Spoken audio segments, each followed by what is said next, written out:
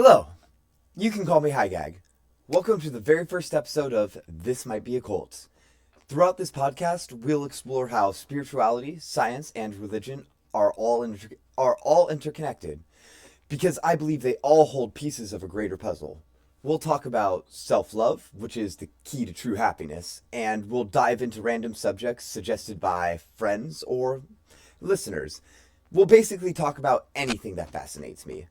But for today's episode, I want to focus on one puzzle piece that people often dismiss, yet which, surprisingly, can be connected to physics. Can you guess what it is? Astrology. Before I start, though, this is my kitty. Look at him. Best picture ever. He's not that vicious. He's really just a little teddy bear. But I digress. So, astrology. My journey with astrology. So, I used to think astrology was nonsense. Then I discovered there was some validity to it, which rocked my world because I believe the universe follows a set of rules, and because of this, I had to reconcile this new understanding with my logical perspective. And here's how I see everything now. First, to start, everything is energy. Even matter at its core is energy. You know, E equals mc squared. So, if the universe is just energy, and energy is just potential at its base form, right? You know, it's potential to move, to heat, to be, etc., then that energy could be what people call God. I prefer the term the absolute, the divine, or source. I dislike the term God because it often gets anthropomorphized and misused to claim human superiority, whereas in reality, we're all expressions of the divine. So, astrology's bad rap. It's often presented as, like, you're a Virgo, so that's who you are, which oversimplifies everything. It's similar to how some Christians label themselves as Christian, but they act in ways Jesus would never endorse, like screaming hateful things at LGBTQ folks. Now, I'm not saying I have a perfect grasp of any religion or spiritual system, but I love learning new insights, especially the kind that flip my worldview upside down, like learning that astrology had validity did. So, the depth of astrology can be found in natal charts. This right here is my natal chart. So, why natal charts matter? Most people only know their sun sign, but natal charts include the sun, moon, and every other planet in different houses. Like you see, my sun is in Cancer, my moon's in Aquarius, Mercury's in Cancer, my Venus is in Virgo, my Mars is in Gemini, Jupiter in Scorpio, Saturn in Pisces, Uranus in Capricorn, Neptune in Capricorn, Pluto in Scorpio, Lilith in Taurus, and my North Node is in Scorpio. So, this means that you're just not just your sun sign. There's a complex web shaping who you are, hence the individuality astrology tries to address. There's also a house system to add on to that complexity. And the house system, it places these celestial bodies into specific houses, each ruled by different signs. This is the house system. You have 1 through 12, each house in a different sign. So we'll start with the 12 astrological houses. Think of the 12 houses as 12 segments of the sky at the time and place you were born. Each house rules a different area of life. The first house is called the ascendant. Mine is in Sagittarius. This theme is self, identity, appearance, and how you present yourself to the world. The sign on the cusp of the first house is your rising and ascendant sign, often said to be your outer mask. The second house, mine being in Capricorn, its theme is personal finances, values, possessions, self-worth. It reflects how you deal with money, resources, and material security. My third house in Aquarius. And the third house, its theme is communication, learning, siblings, and your immediate environment. It's linked with thought processes, short trips, writing, and one's mental style. 1 second, I need a water break. Water is glorious. So now, the fourth house. My fourth house is in Pisces. Its theme is home, family, roots, private life, and your emotional foundation. It marks the base of your chart. It's your psychological bedrock. The fifth house, mine being in Aries, its theme is creativity, romance, self-expression, children, and hobbies, and it's associated with playfulness, pleasure, and how you share your personal joy. Sixth house, mind being in Taurus, its theme is work, routines, health, daily responsibilities, and service to others. It reflects your approach to discipline, well-being, and productivity. The seventh house, mine in Gemini, is referred to as the descendant. It is the opposite of your ascendant, okay? And its theme is partnerships, marriage, one-on-one relationships, and open enemies. And it reveals how you relate to others. The eighth house, mine being in Cancer, its theme is transformation, shared resources, intimacy, taboo, death, and rebirth. It deals with deep bonds, inheritance, psychic or hidden matters, and healing crises. Ninth house, mine being in Leo, its theme is higher learning, travel, philosophy, religion, expansion of mind. And it reflects your worldview, your quest for knowledge, spiritual or global outlook. The 10th house, mine being in Virgo, it's often referred to as the midheaven. Its theme is career, public image, reputation, ambition, and your life goals. It's about your place in society or your calling, okay? The 11th house, mine is in Libra. Its theme is friendships, groups, social causes, hopes and wishes, ties to collective endeavors, networks, and futuristic visions. The 12th and final house, mine being in Scorpio, its theme is soul growth, subconscious, solitude, spiritual transcendence, and hidden enemies. It's often connected to karma, dreams, and the dissolution of boundaries. So now we have that. So let's keep in mind that there are more things to consider before we get into the specific zodiacs. You have your sun, moon, and rising. You have my sun is in Cancer, my moon is in Aquarius, and my rising, which is the ascendant, and the first house, Sagittarius. The sun is representative of your core identity, your ego, and your vitality. Your moon is representative of your emotions, inner self, and instinctive reactions. And your rising or ascendant sign is your outward persona, first impression, and approach to life. And the planets each represent something as well. Mercury represents your communication style. Venus, your love and values. Mars, your drive and energy. Jupiter, growth and expansion. Saturn, structure and lessons. Uranus, innovation. Neptune, spirituality and imagination. Pluto, transformation and power. And on top of that, there are aspects between the planets, which is how the planets talk to each other. It's how they're positioned in the sky versus each other. Like, are they in conjunction, square, opposition, etc.? And they can drastically modify how their energies play out. So an example of this is I was born on a full moon, right? So my sun was in opposition to the moon, which is why that states I was born on a full moon. So now we can get into the 12 zodiac signs and their constellations, which I believe I have set up right here. Okay, the 12 zodiac signs and their constellations. Start with Aries. Dates March 21st to April 19th. Its constellation is Aries the Ram. Its characteristics are bold, driven, impulsive, pioneering energy. We have Taurus. Its dates are April 20th to May 20th. Its constellation is Taurus the Bull. Its characteristics are steady, sensual, practical, and it values comfort and security. Another water break, 1 second. Thank you for your patience. Then we have Gemini. Its dates are May 21st to June 20th, and its constellation is Gemini the Twins. Its characteristics are curious, adaptable, talkative, and it loves mental stimulation. Then we have Cancer. Its dates are June 21st to July 22nd. Its constellation is Cancer the Crab, and its characteristics are nurturing, protective, sensitive, and it values home and family. And then that Cancer is my sun sign. And then we have Leo. It starts on July 23rd to August 22nd, and its constellation is Leo the Lion. Its characteristics are charismatic, creative, proud, and it's seeking of recognition. And I'm going to take a stop right there to mention that the dates for each constellation are changing slowly but surely. I believe it is in 4 years on July 22nd, 2028, that the sign of Leo is actually going to start on the 22nd of July. So it's just going to, and Cancer will then be starting on July 21st and probably be moving to June 20th. Okay? So now we continue on.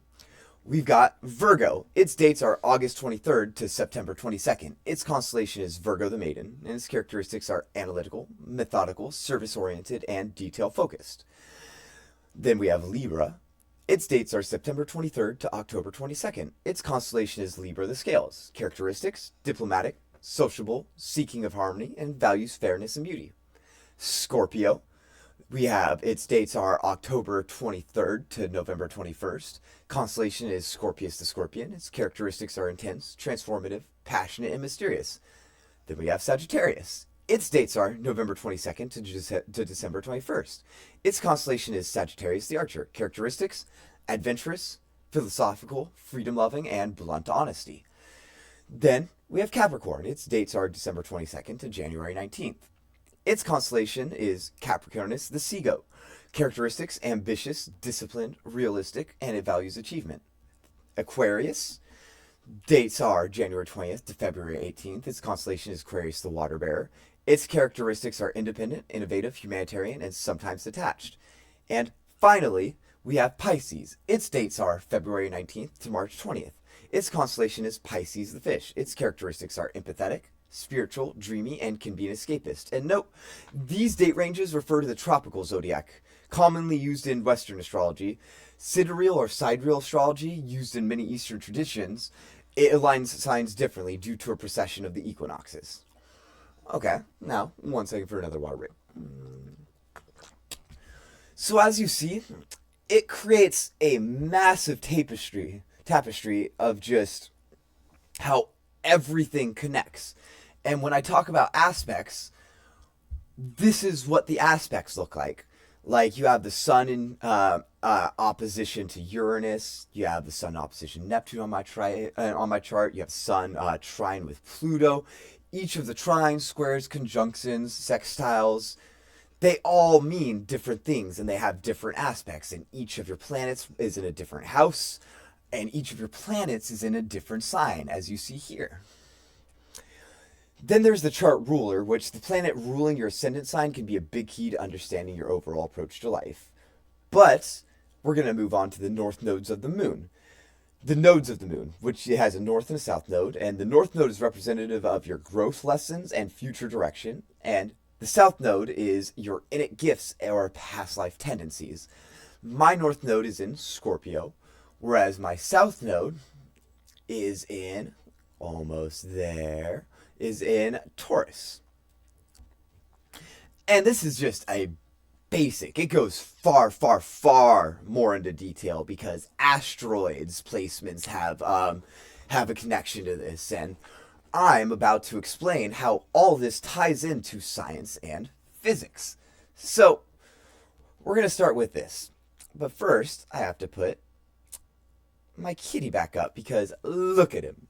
He's just a big precious teddy bear. He tries to be vicious, but look at him. Okay. So if we're tying everything to physics, okay? So if everything is energy, you know, E equals mc squared, even matter is energy, and we all, that's planets, stars, and humans, create electromagnetic fields. That's a fundamental connection because, you know, our brains and our heart both create electromagnetic fields. And I believe these electromagnetic fields are what connect us to source, to the divine. They are our connection to consciousness, okay? So imagine the theorized white hole, which is the opposite of a black hole. Black holes absorb everything, whereas white holes spit energy out and let nothing in. Suppose this white hole is what we call God, or as I prefer to call it, source, the absolute, or the divine, okay?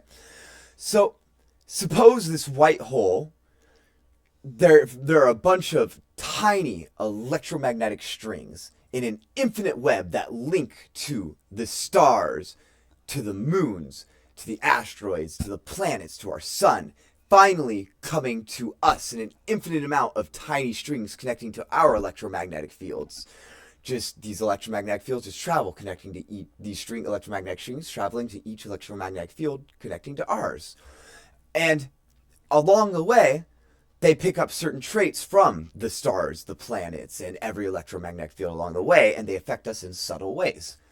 So that's what creates who we are. And that's why, when they say Mars is in retrograde or Mercury is in retrograde, it affects us differently because they're picking up traits along the way and it affects us.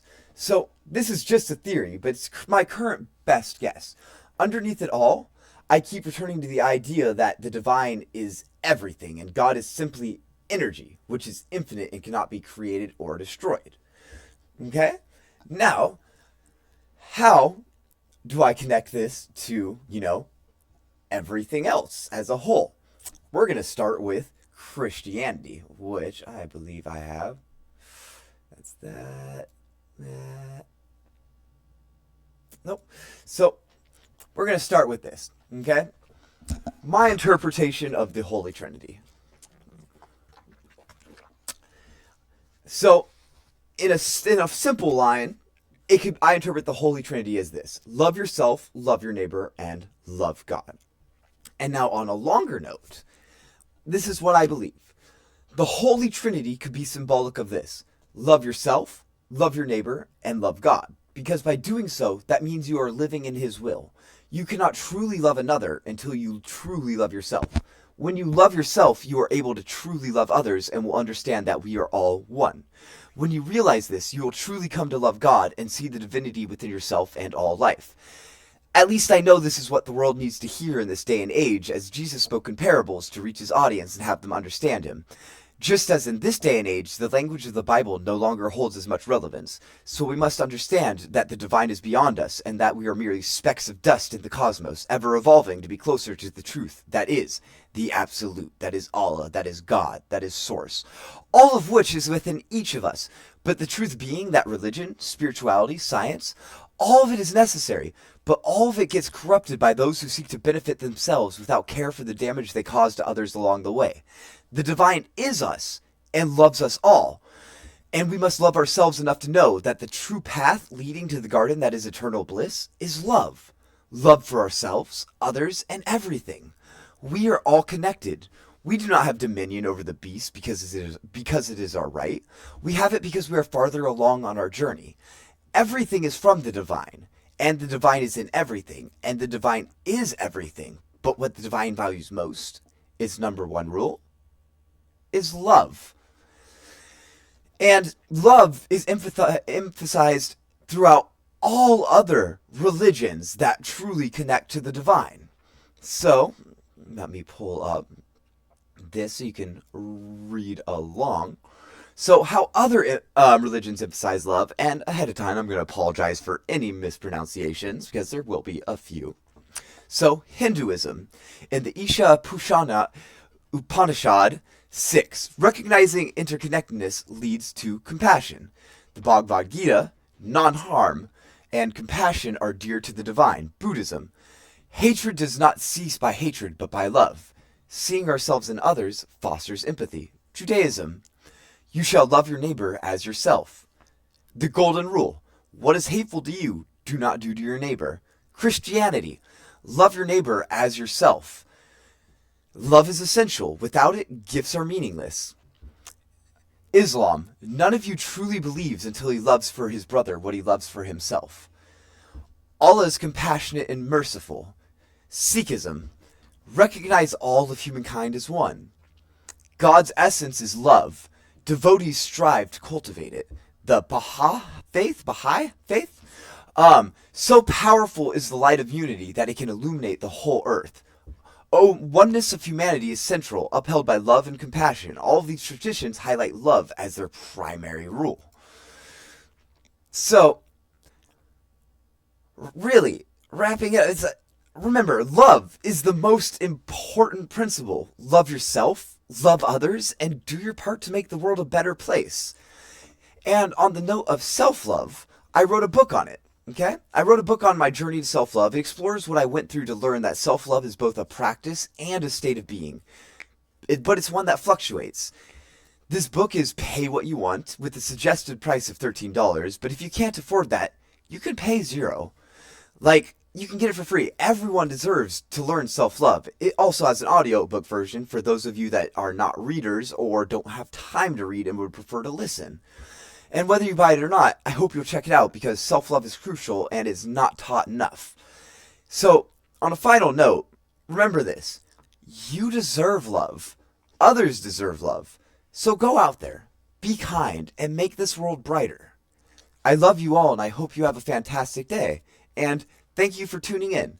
A new episode will be out soon. And, I'll probably do a little better next time because this was a first attempt. So, on that note, peace, love, unity, and respect. Higag out.